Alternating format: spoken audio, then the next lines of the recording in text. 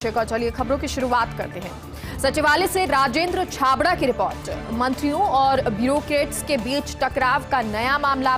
पर्यावरण विभाग में मंत्री ने सचिव को किया आउट। हेमाराम चौधरी और पवन कुमार उपाध्याय आमने सामने। उपाध्याय हैं 1992 बैच के सीनियर आईएफएस।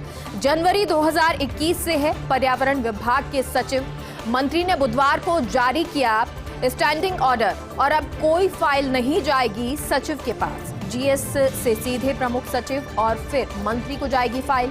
विभाग के कामकाज की 46 फाइलों में सचिव का रोल 0 है। तो अभी तक सभी फाइलें सचिव के जरिए आज जाती थी आगे। तो मंत्री बनने के 6 माह बाद जारी किए स्टैंडिंग ऑर्डर पायलट खेमे के माने जाते हैं हेमाराम चौधरी। और क्योंकि हाल ही के दिनों में जिस तरह से ब्यूरोक्रेसी पर सवाल उठे हैं, ये कहा जा रहा है कि जनप्रतिनिधियों की आवाज वो नहीं सुनते हैं, उसके बाद की ये रिपोर्ट है। सचिवालय से राजेंद्र छाबड़ा की रिपोर्ट है।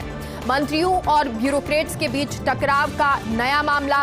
पर्यावरण विभाग में मंत्री ने सचिव को किया आउट। हेमाराम चौधरी और पवन कुमार उपाध्याय आमने सामने। उपाध्याय हैं 1992 बैच के सीनियर आईएफएस।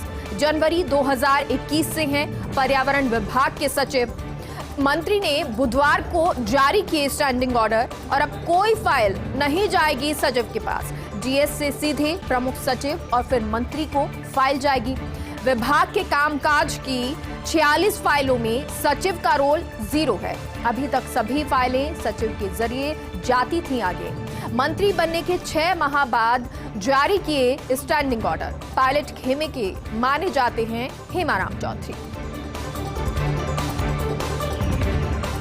वरिष्ठ पत्रकार राकेश रंजन की रिपोर्ट। सत्ता और संगठन में फिर से बदलाव की सुगबुगाहट। राजस्थान और छत्तीसगढ़ दोनों ही राज्यों में सुगबुगाहट। हालांकि पिछले 2 वर्षों में कई बार चल चुकी ऐसी कई अटकलें और आकलन, लेकिन अभी तक सही या खरा नहीं उतरा कोई आकलन या भविष्यवाणी।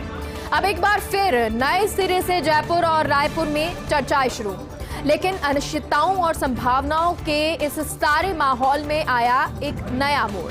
राजस्थान और छत्तीसगढ़ की राजनीति में आया एक नया मोड़। पहली बार गहलोत और भूपेश बघेल के समर्थकों ने एडवांस में ही ठोक दी है ताल। जुलाई में आलाकमान के किसी भी संभावित फैसले के विरोध में अब एकजुट हो रहे हैं विधायक। राजस्थान में गहलोत समर्थक 100 से अधिक विधायक और छत्तीसगढ़ में बघेल समर्थक विधायक लामबंद हो रहे हैं। राज्यसभा चुनाव के बाद जरूरत पड़ने पर धारीवाल की अगुवाई में गहलोत समर्थक विधायकों का हो सकता है दिल्ली कूच। नवरंग ट्रैवल्स की 5 वातानुकूलित बसों में बैठकर दिल्ली कूच होगा, यानी कि एसी बसेस जिनमें बैठकर ये दिल्ली पहुंचेंगे। जहां तक है गहलोत और बघेल का सवाल, ये दोनों ही हैं आलाकमान के आज्ञाकारी और अनुशासित मुख्यमंत्री। लेकिन इन दोनों के समर्थकों के उबाल को देखते हुए हालात को कंट्रोल करना शायद मुश्किल रहेगा। सूत्रों के अनुसार गहलोत समर्थक विधायकों ने आलाकमान तक पहुंचाई है अपनी 2 टूक भावना। तो क्या ऐसे में अनुशासन और वफादारी की लक्ष्मण रेखा भी लांघ जाएंगे गहलोत और बघेल समर्थक विधायक? अब इन सारी संभावनाओं का कांग्रेस आलाकमान बारीकी से अध्ययन कर रही है। बहुत संभव है कि दोनों राज्यों में इतने बड़े विरोध को देखते हुए आलाकमान एक बार फिर से टाल दे जयपुर और रायपुर में बदलाव लाने का अपना इरादा। इस सारे संभावित घटनाक्रम का है एक दूसरा गंभीर पहलू भी। तो फिर क्या होगा सचिन पायलट और टीएस सिंहदेव का फाइनल स्टैंड? क्या वे छोड़ देंगे कांग्रेस या फिर हालात से समझौता कर लेंगे? उधर रायपुर में टीएस सिंहदेव ने 2 टूक बात कही। 10 जून के बाद राजनीति से संन्यास लेने की बात उन्होंने कही है। और इसी बीच अपनी संक्षिप्त विदेश यात्रा से आज रात दिल्ली लौट सकते हैं पायलट। उधर गुजरात प्रभारी और वरिष्ठ कांग्रेस नेता डॉक्टर रघु शर्मा कल जा रहे हैं छत्तीसगढ़। राहुल गांधी का संदेश लेकर टीएस सिंहदेव को अपने साथ लेकर जा रहे छत्तीसगढ़। इससे पहले कल रात गहलोत और रघु के बीच 2 घंटे लंबी मंत्रणा हुई। तो 2 घंटे लंबी मंत्रणा हुई और ये पूरा मामला जहां एक तरफ जो है एक एक करके विधायक विरोध कर रहे हैं, तो वहीं दूसरी तरफ हो सकता है जो गहलोत समर्थक विधायक हैं वो दिल्ली कूच कर जाएं और जो आला कमान है उनके सामने विरोध दर्ज करवाएं। ये पूरी रिपोर्ट आपको बता रहे हैं वरिष्ठ पत्रकार राकेश रंजन की ये रिपोर्ट। मुख्यमंत्री अशोक गहलोत की सदाइशता, घायल एएन से तीसरी बार मिलने गए मुख्यमंत्री अशोक गहलोत। धौलपुर में बिजली निगम के सहायक अभियंता हर्षाधिपति से मिलकर कुशल क्षेम पूछी है। ट्रोमा वार्ड में पहले 2 बार मिल चुके हैं मुख्यमंत्री अशोक गहलोत। विधायक गिरिराज सिंह मलिंगा पर लगे थे मारपीट के आरोप। मामले में मलिंगा को सरेंडर कर जाना पड़ा था जेल। अब विधायक मलिंगा को मिल चुकी है कोर्ट से जमानत। और इस पूरे एपिसोड के बाद आज सीएम गहलोत फिर पहुंचे एसएमएस अस्पताल। हर्षाधिपति से मिलकर हालचाल जाने मुख्यमंत्री अशोक गहलोत ने। और उनकी संवेदनशीलता आप देखिए कि एक बार फिर से, क्योंकि पहले जो घायल एएन जो है इलाज अभी भी चल रहा है, लगातार वो बेड पर हैं, तो पहले भी मुख्यमंत्री अशोक गहलोत पहुंचे थे और एक बार फिर से मुख्यमंत्री अशोक गहलोत तीसरी बार पहुंचे हैं घायल एएन हर्षाधिपति से मिलने। मुख्यमंत्री गहलोत ने किया एसएमएस अस्पताल का औचक निरीक्षण, विभिन्न वार्डों का दौरा कर लिया, व्यवस्थाओं का जायजा, मरीजों और उनके परिजनों से मिलकर कुशल क्षेम पूछी, कोविड वैक्सीनेशन सेंटर, आईसीयू और दवा वितरण केंद्र का निरीक्षण किया। मुख्यमंत्री गहलोत ने आईसीयू वार्ड में भर्ती मरीजों से मिलकर उनका हाल चाल जाना, उन्हें मिल रहे उपचार सुविधाओं के बारे में जानकारी प्राप्त की। मुख्यमंत्री ने एसएमएस अस्पताल में प्रदान की जा रही स्वास्थ्य सेवाओं और प्रबंधन पर संतोष व्यक्त किया। एसी कॉटेज वार्ड में भर्ती श्रवण पटेल से मुलाकात कर उनके स्वास्थ्य के बारे में जानकारी ली। धौलपुर में बिजली निगम के सहायक अभियंता हर्षाधिपति से मिलकर कुशल क्षेम पूछी।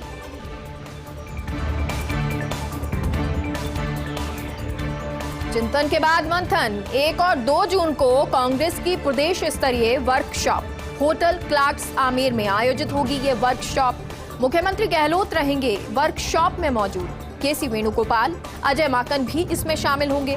पार्टी के प्रमुख नेता और लगभग सभी कांग्रेस विधायक इसमें शामिल होंगे। वर्कशॉप में 50% युवा नेताओं की भी मौजूदगी रहेगी। तो एक बार फिर से चिंतन हुआ और अब उसके बाद मंथन होगा। 1 और 2 जून को कांग्रेस की प्रदेश स्तरीय वर्कशॉप होगी होटल क्लार्क्स आमेर में।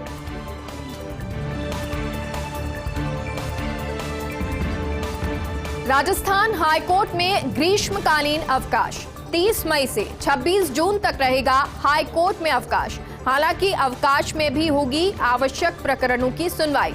मुख्य पीठ जोधपुर सहित जयपुर पीठ के लिए विशेष बेंच का गठन किया। मुख्य पीठ में 30 मई से 3 जून 2022 तक जस्टिस डॉक्टर पुष्पेंद्र सिंह भाटी सुनवाई करेंगे। 6 जून से 10 जून 2022 तक जस्टिस मदन गोपाल व्यास सुनवाई करेंगे। 13 जून से 17 जून तक जस्टिस रामेश्वर व्यास सुनवाई करेंगे।